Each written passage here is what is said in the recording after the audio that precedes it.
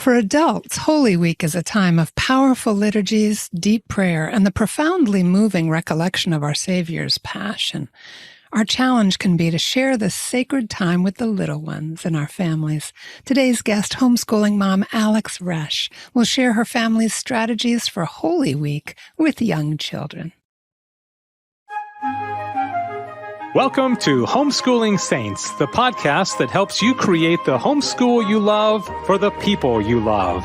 Our host is Lisa Mladinich, a Catholic life coach, TV host, best-selling author, and an instructor at Homeschool Connections. Before we get started, remember to subscribe to this podcast so you never miss an episode. And if you're watching on YouTube, click the bell to join our channel. Hello and welcome. I'm Lisa Mladinich, your host, and it's a joy to welcome Alex Resch back to the program to share strategies for a successful Holy Week with young children. So good. Alex Resch grew up in Tampa, Florida. She attended college and grad school in New York and has a PhD in chemistry. And yes, we're going to have her back to talk about science.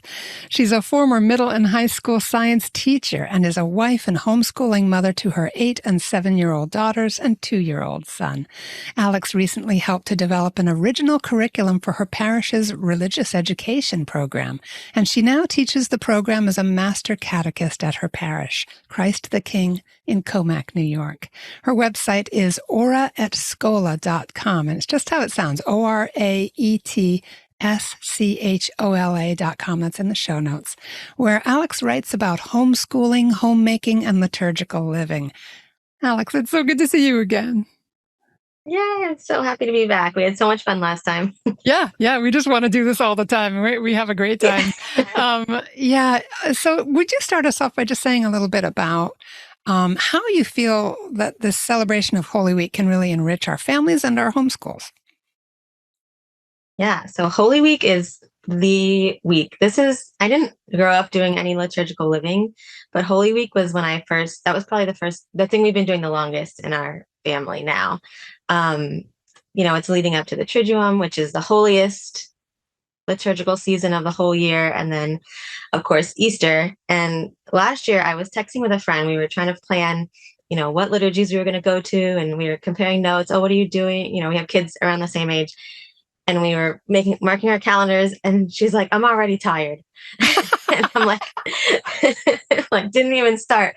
But that's what you want. You want to drain yourself during Holy Week, because the more drained you are, the more space you open up, the more Jesus can enter at Easter. Ooh, can you just for a moment, just pause with that word, the more drained you are. What do you mean by that? Just clarify a little bit. So just the more pouring yourself out, and that could be, so our main priority is getting to the liturgies. There's a lot during Holy Week. So you could even you don't even have to do in my opinion, do anything extra in your actual home, except prepare your children for the liturgies and then go. There's so many, and they're so beautiful. They're the most beautiful ones of the whole year.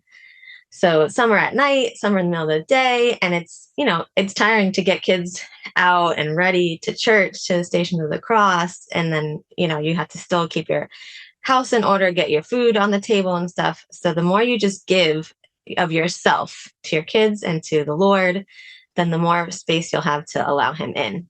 Oh, I love that. It's almost like kind of leave the whole game on the field, pour it all out, do it all.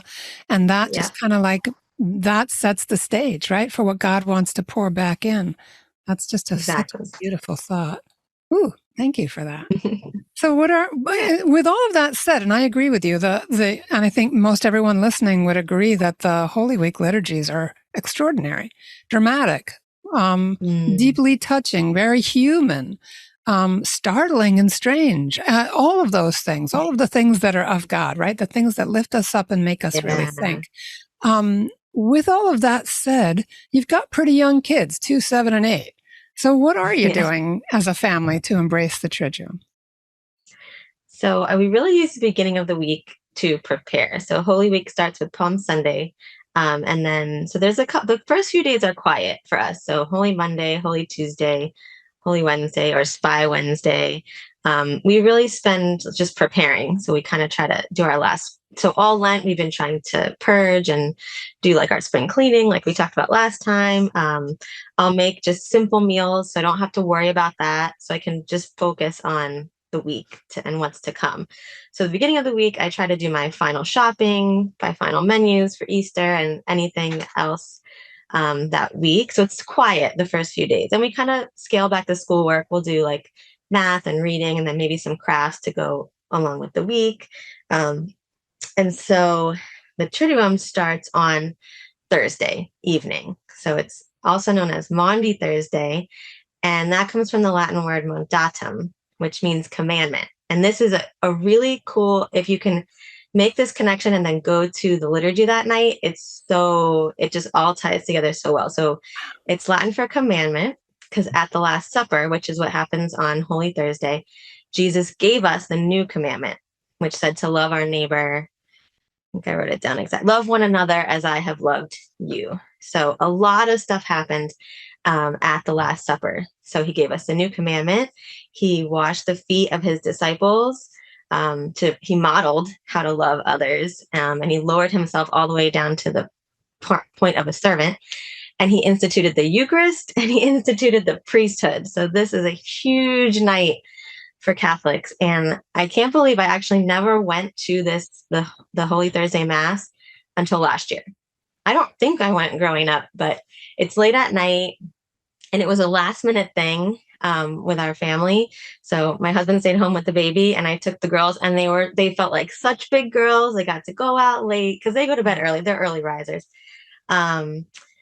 So the Mass of the Lord's Supper, it is like, if you have to have the kids take naps, like if you're going to make sacrifices, do it for tonight. It is so worth it. It's just a beautiful Mass. Like you said, it's like, you feel heaven, like you just feel it that night, when you're hearing about Christ instituting the Eucharist, instituting the priesthood.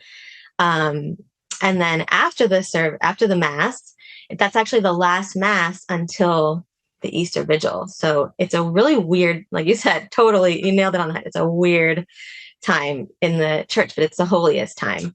And so what also happened on Holy Thursday, so Jesus was at the Last Supper, and then they came to, arrest him. And actually they didn't come to arrest. First he went to the garden to pray. So after the Mass, this was my girls were talking about this for days. They loved it. The Blessed Sacrament was put in the monstrance and we all processed out of the church. So this is also in our tradition, in our Catholic tradition, we processed out of the church to another area called the Altar of Repose. And then that is to model when Jesus asked his disciples to stay awake with him in the garden. So that was it was so beautiful.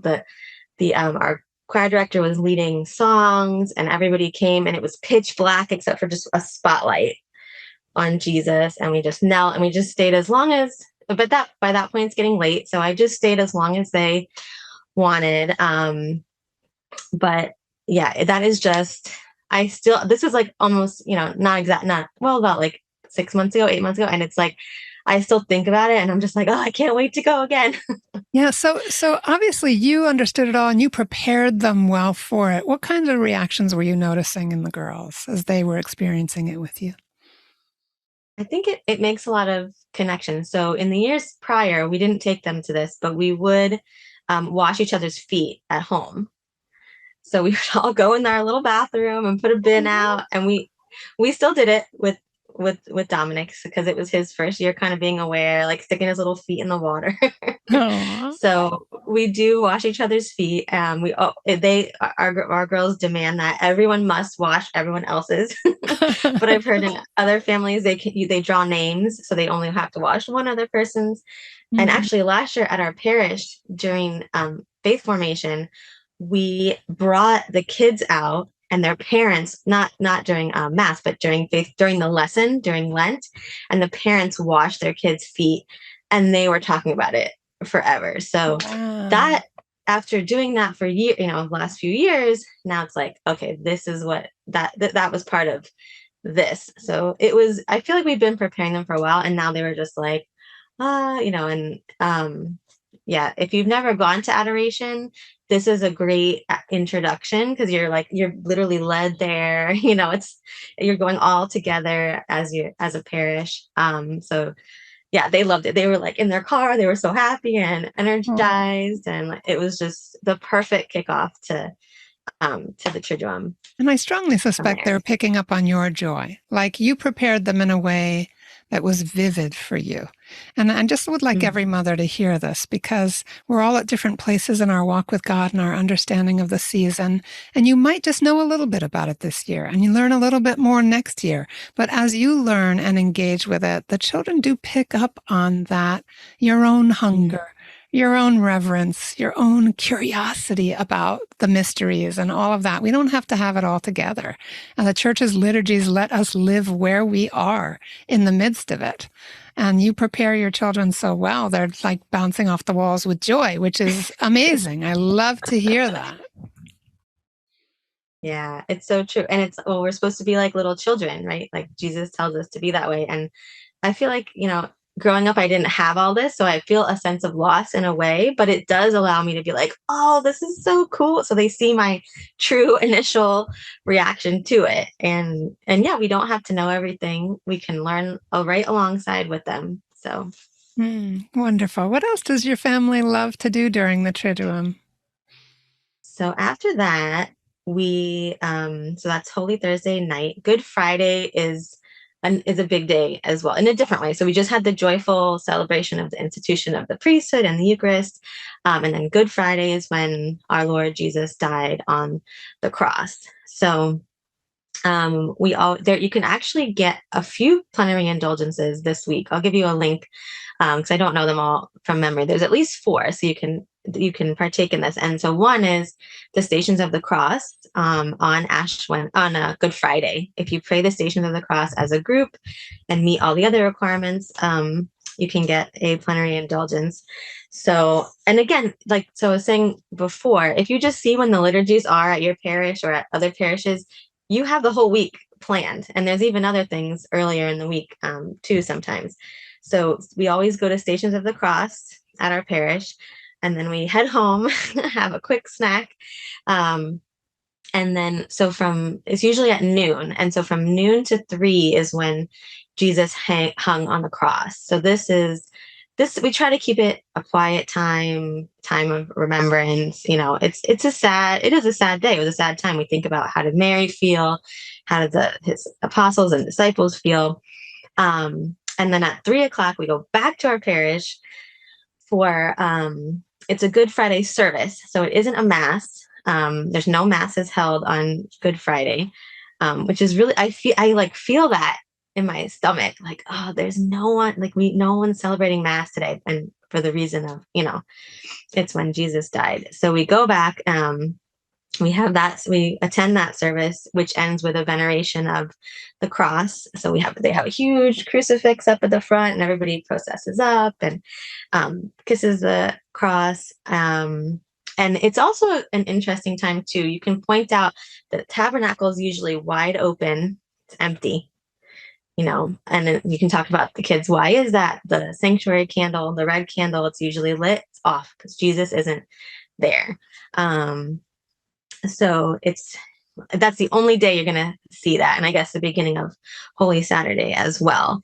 So then Holy Saturday, we usually go to, we have a prayer service at our church. So they usually sing the Liturgy of the Hours in the morning. So that's a beautiful way to start the day. And then we just prepare a few little things for Easter.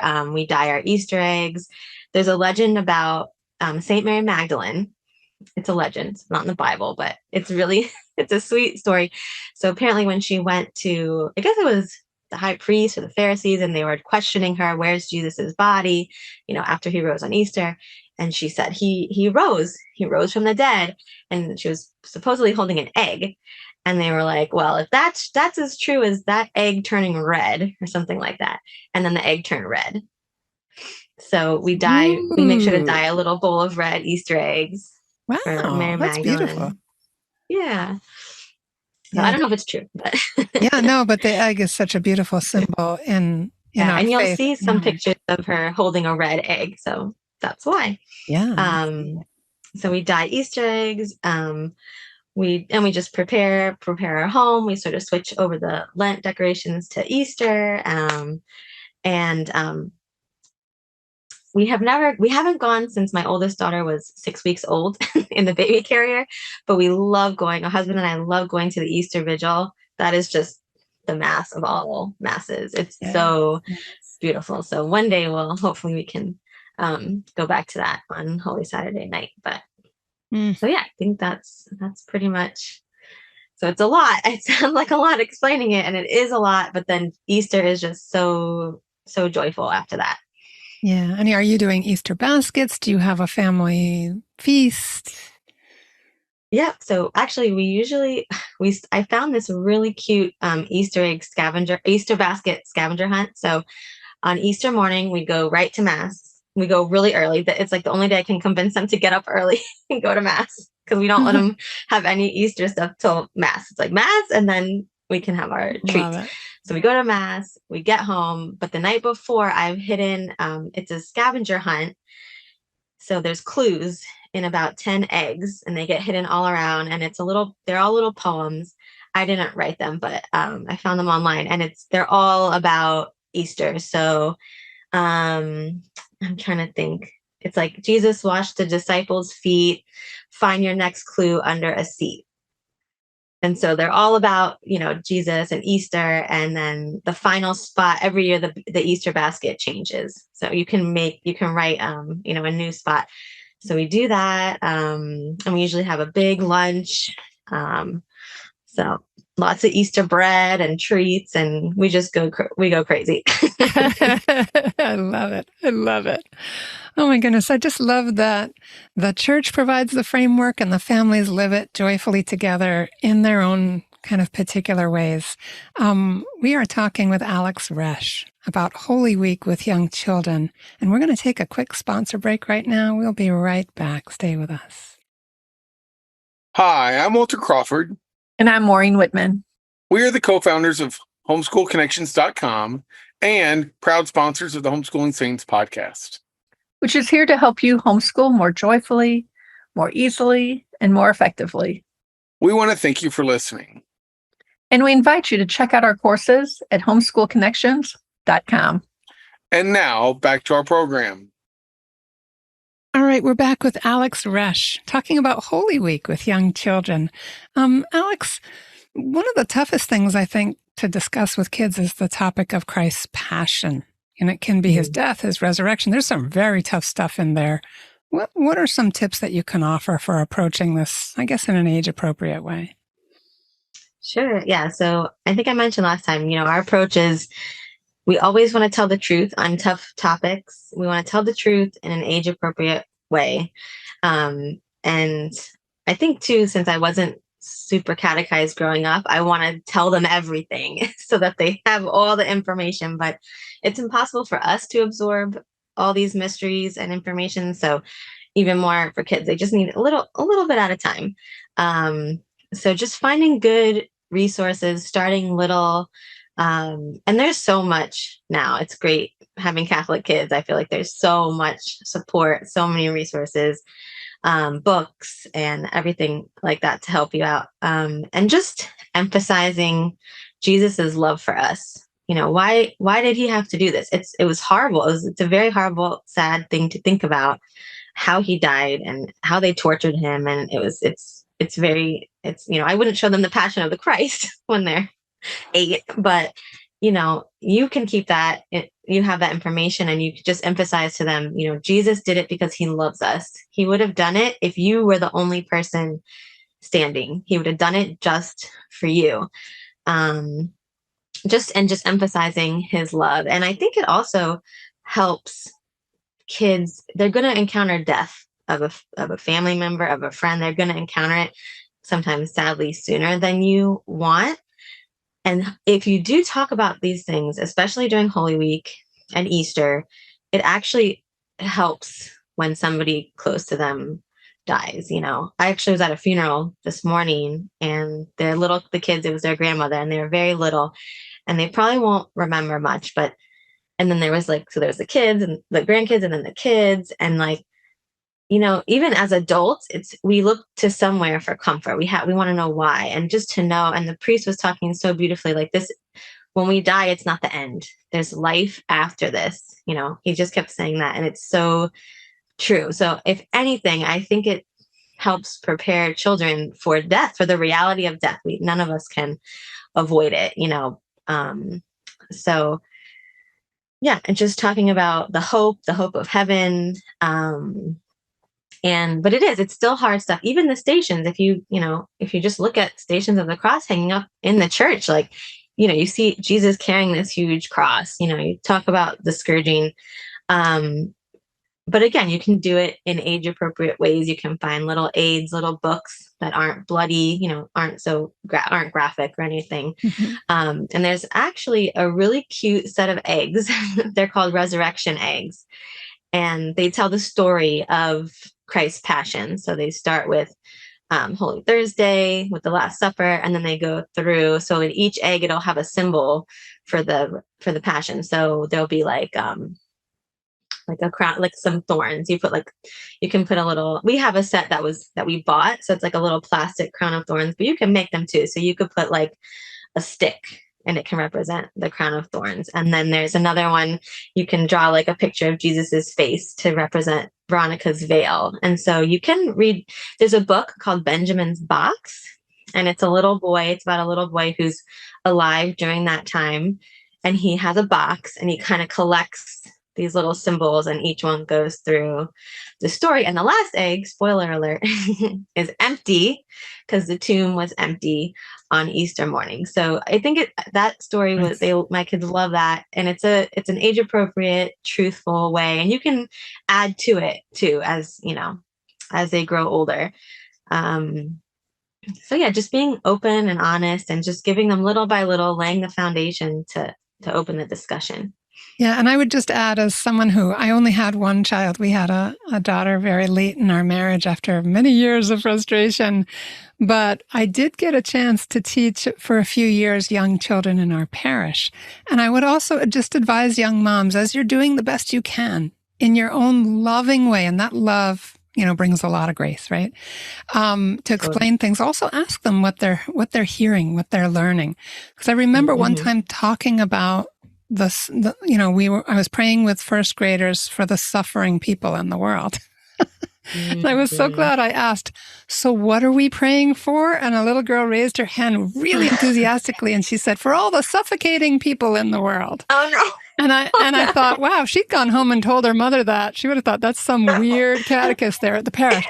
But it taught me a lesson to just kind of bounce it back again. Like, what did you hear? What did you learn? Right. Or, what thoughts are you having about that, so that we can hear their hearts? Yeah, good point. They're so imaginative, and they don't know every word that we know, right? And we don't always realize where the gaps are. Yeah. Yeah. Oh my goodness. So what about sharing, in your home, but also with friends? What kinds of special activities or dishes that you and your family look forward to sharing at that time of year? What does it look like in your home in that regard? We love special liturgical living dishes. Love it. We have in the past gone to pray Stations of the Cross with friends. I think I mentioned it last time. That's the best. It's a nice devotion because you're moving, you're walking. So the kids aren't sitting still. You can sing parts of it. Well, you can sing the Stabat Mater. It's a beautiful song. So we like to get together with friends and pray that. And then, so on Palm Sunday, we actually have a fun treat that we do. I got it from Catholic Icing. We have Palm Sundays, like Sundaes. So after dinner, you just need green ice cream. So that's like the color of the palms. And then you put 2 little mint leaves, and then a maraschino cherry. So that's like the blood of Christ, the passion, symbol for the passion. So it's super easy. You don't have to cook anything. You just get a tub of green ice cream, some mint leaves, and some cherries. Lovely. So we have those on Palm Sunday. Thursday, it's fun to have well, we're not Jewish, so we're not going to have a Seder, but we cook foods that Jesus might have had at the Passover meal. Oh, wow. So we do lamb, although one year I think I either forgot to get the lamb or maybe they messed up my grocery order, but we had pork chops, which is not Jewish at all, but they got the picture. But lamb chops are just as easy to make. And then potato latkes, unleavened bread. That's really easy to make. It's like water, flour. You're basically making like big crackers. And the kids can help make it. It's very easy. And then grapes for the wine. Nice. And we just talk about, all the food and what happened at the meal. So we do that on Holy Thursday. Good Friday is a day of fasting and abstinence from meat in the church. So I try to plan meals for my husband and I, and then the kids will have what we're having, and then they can have extra food as well. But a traditional Good Friday food that we like to make is hot cross buns. So this might be something I'm probably usually making it Thursday night, like in the middle of the night. But ideally, you could make it earlier in the week or earlier during Lent and freeze it so you can make your day go a little easier. But I just put out the hot cross buns on Good Friday, and then if the kids want yogurt or oatmeal, whatever they want to have with that. And then for lunch, I found this a few years ago, and it is a huge hit. So it's also from Catholic Icing. Her site is great for the 8 and under crowd. She has such just really nice ways to teach kids the faith, and even little kids, toddlers, First Communion resources. I really like her site. So she has a Good Friday, she calls it a Good Friday lunch. So we're not having a tea party on Good Friday, no partying, but it's a special lunch, and it's definitely, in my opinion, it's a loquation for an adult. It's not it's not a full meal. It's all snack foods.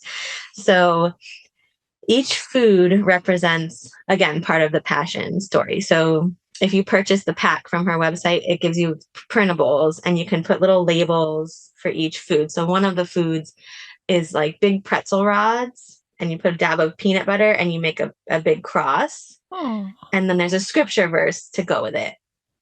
And she has it all laid out. You kind of pass each food, and everyone has to wait till the end, till all the food has, been served. And it's all very simple. It's like pretzels, salt and vinegar chips, for the vinegar Jesus drank. It's really good. It's so well done. There's hard-boiled eggs for the cock crowing 3 times when Peter denied. So it's all simple. I think the eggs are the only thing you have to cook. It's mostly pretzels, chips. You make little crown of thorns on Ritz crackers. It's super cute, and it looks so nice all laid out. I think you get a glass of water. That's part of the meal. So that's our little snack lunch. And the girls, they like to prepare it too. It's all easy. It's you just need nut butter, pretzels, crackers, chips, really simple. And you can adapt it too. It's easy. She has other ideas if you don't want to use, I think for Judas's coins, it says to use peppermint patties, but if you don't, if you gave up sweets or something, you could wrap a cucumber in aluminum foil. So I love it. I highly recommend it. And the kids love it. And it's great. You're reading scripture, you're talking about everything going on. So it's really nice. So that's what we do for lunch. And then dinner on Good Friday, we have our second Crown of Thorns bread. We have our first Crown of Thorns bread on Ash Wednesday. So you could make 2 and freeze 1 and be ready. So you just make any bread recipe, shape it in a circle, and stick pretzels in it when it's done, pretzel sticks. Nice. And then we'll have a stew or some kind of vegetarian stew or dish for dinner. And then Holy Saturday, at night on Holy Saturday, we make something called tomb cookies. So I found these somewhere online. I'll find you a link, but they're basically meringues, and they only have a few ingredients, and each ingredient again symbolizes something. So the egg whites they're white like Christ's purity. And then you get a bag of pecans, and you you hit them with a spoon. So that's like the scourging. So and then the kids get to taste, there's like, there's vinegar in those, and the kids get to taste it, and they like make a big deal, and then they get to taste the sugar, and then and each ingredient. And I've been doing that since they were little. Like that's been a crowd pleaser. And the first year I did it, it was a complete failure. And they always remind me because when they say don't get any egg yolk in the egg whites, they mean it because it won't, like the meringue won't set up. Fluff up.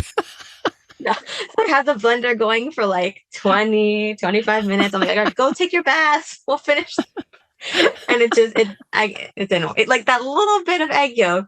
No, it won't work. So make sure you get the egg yolk out. So I had to make them when they went to bed. I like remade them.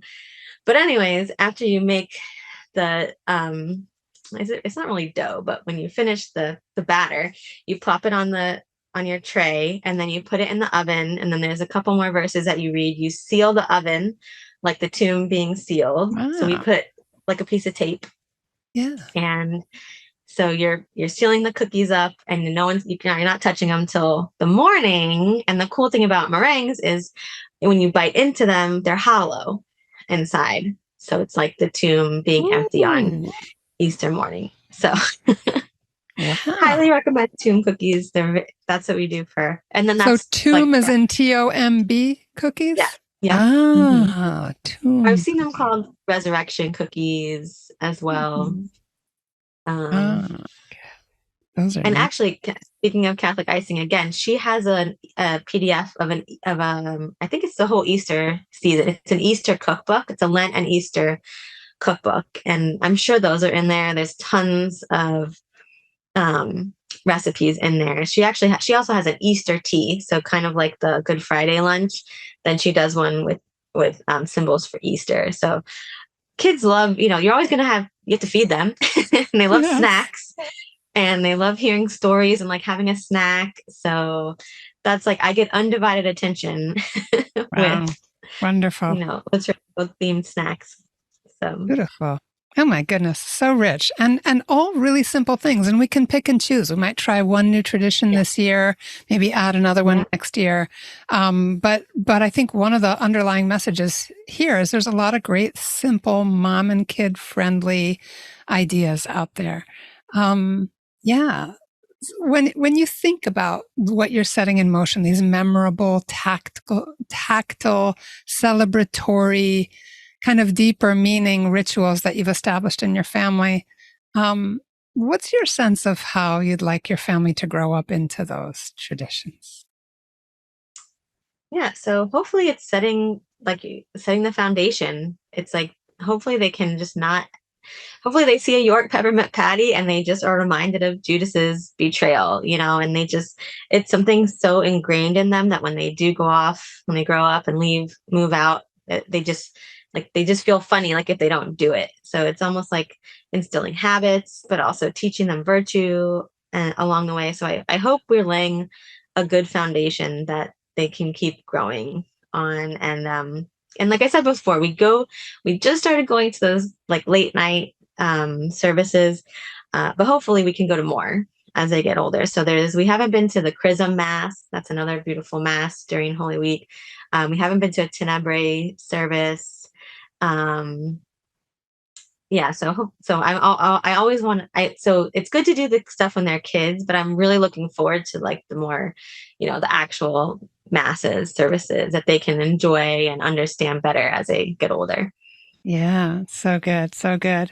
Any just particular things your children have said, or I don't know, sometimes like I noticed when I was teaching the kids at the parish, they would come up with their own ideas about where to take something, or they would make amazing comments about that. What kinds of responses are you seeing among the children to these activities? Or to Holy Week itself? Yeah. Yeah, I mean, they definitely know it's a different week. It's a time to be, a little more serious, a little more, and they get it too. Like they always want to jump towards Easter or like during Advent, they want to get to Christmas, but it's like, but you have to prepare your heart, prepare yourself. So I think I've definitely seen a change in like their patience. They know, they're like, okay, we know it's coming. Let's be patient. Let's, we have to get through Lent. We have to do our penances, do our good deeds.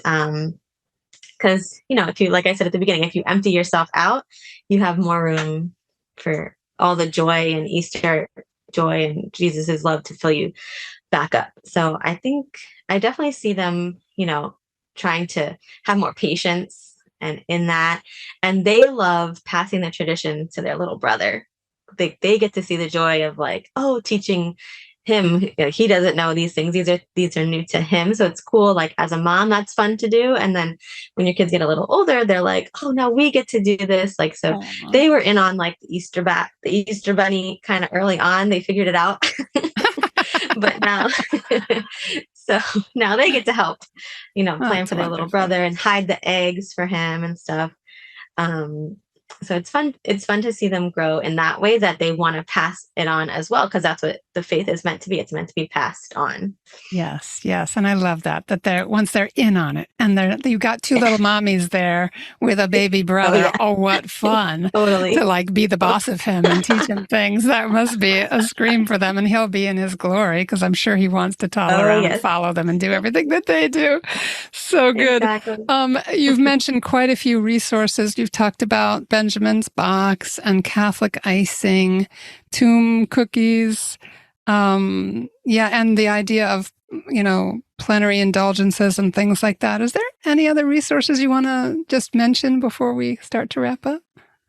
Actually, I did. And I meant to mention it during Holy Thursday. So thank you for asking. I just learned about a new devotion. So this is like, it's for you moms. It's for us moms to do, because we have to also empty ourselves, but fill ourselves up before we could empty back out again for our kids. So there's a beautiful mom in our community here named Annabelle Moseley, and she taught me about this devotion. So she has a book about it called the At Home Holy Hour. You could start this now. And it's really cool to think about during Holy Week, because this devotion is a devotion to Jesus of Gethsemane. So I talked about how on Holy Thursday, he instituted the priesthood, instituted the Eucharist, and then he went to the garden. And devotion is you sit with Jesus in Gethsemane. So his apostles fell asleep. So the invitation is for us to stay awake with him. And so her book is called At Home Holy Hour, and it's an entire book of holy hours you can do at home. And it really resonated with me because she talked about how it's so hard to get to a holy hour as a mom, which is so true.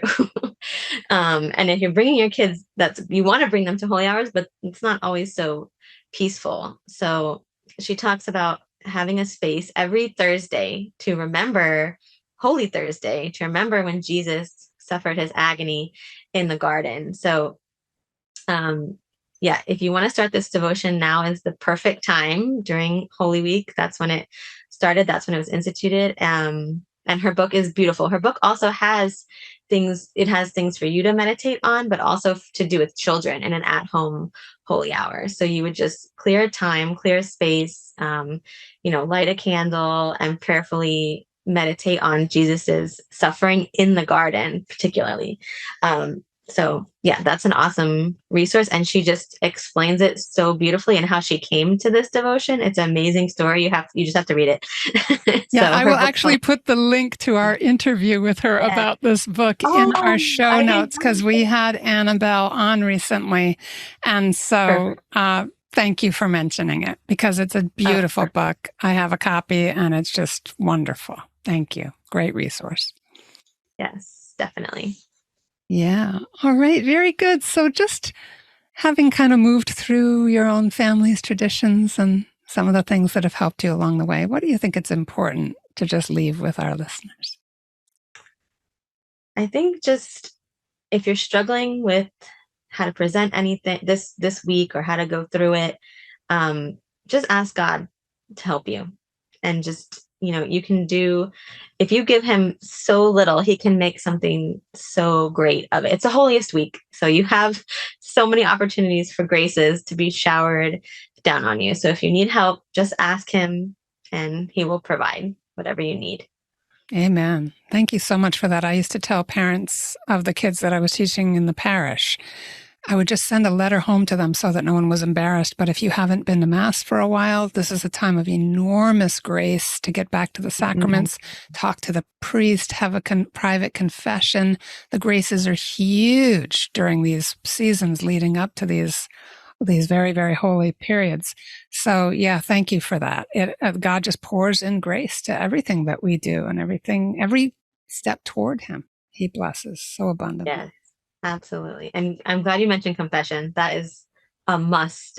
It's a precept of the church to go during the Easter or during the Lenten season, right? So, and when we have one daughter now who has received the sacrament of reconciliation and communion. So just going as a family, and then our second daughter will receive this year. So the graces from that, when you go to confession as a family, that is just, I can't even explain. I never was expecting what that would be like. It's amazing. Yeah. That's between that and the Eucharist, it healed my life many years ago, or brought huge healing to my life and continues to. So, Alex, thank you so much. Everyone find Alex Resch at aura@schola.com. That's in our show notes. And she's got blogs on these various times of the year. So do go visit and follow up with her and track with her, because she's always got great ideas. And Alex, thank you so much for taking the time. You had a weepy toddler just before we started to record, and it's so good of you to... But his two mommies took care of it. You can hear the drama going on the other side of the door. It's so awesome. That's just how we roll, right? We're families. It's all about that. Everyone, thank you for listening. God bless you wherever you are in your homeschooling journey, and wherever this finds you in your walk with God in this liturgical year. Again, find Alex Resch at aura@schola.com. And thanks, everybody, for being with us. Thank you, Alex. Thank you, Lisa. All right, everybody, God bless you. Please pray for us. We're praying for you too. Have a beautiful day with the Lord. And that's our show for today. Our program is sponsored by homeschoolconnections.com. Be sure to subscribe to Homeschooling Saints and leave us an honest review. God bless you, and thank you for joining us.